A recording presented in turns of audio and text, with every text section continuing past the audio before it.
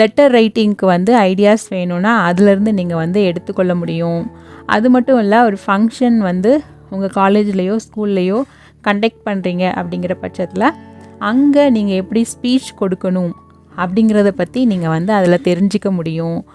இப்படி நிறைய ஐடியாஸ் வந்து மெட்டா ஏஐலேருந்து நீங்கள் எடுத்துக்கொள்ள முடியும். ஸோ அதை எப்படி பயன்படுத்தணும் அப்படிங்கிறத பற்றி பார்க்கலாம். நான் ஸ்க்ரீனில் கொடுத்துருக்கிற மாதிரியான இமேஜஸ் வந்து நீங்கள் அநேகமாக சோசியல் மீடியாஸில் பார்த்துருப்பீங்க. இதெல்லாம் பார்த்திங்கன்னா ரியலிஸ்டிக்காக இருக்கிற மாதிரி இருக்கும். ஆனால் இது வந்து ஏஐ மூலமாக க்ரியேட் பண்ணுறது.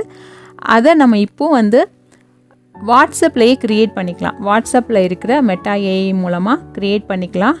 அதற்கு ஏச்சார் போல் நம்ம ப்ராம்ப்ட் கொடுக்கணும். ப்ராம்ப்ட்னால் நீங்கள் ஏதோ பெருசாக என்னமோ நினச்சிடாதீங்க. ஒன்றும் இல்லை, நீங்கள் எப்படி வாட்ஸ்அப்பில் சாட் பண்ணுவீங்களோ அதே போல் மெட்டா ஏஐ கிட்ட நீங்கள் சாட் பண்ணால் போதும். உங்களுக்கு தேவையான பிக்சர்ஸ்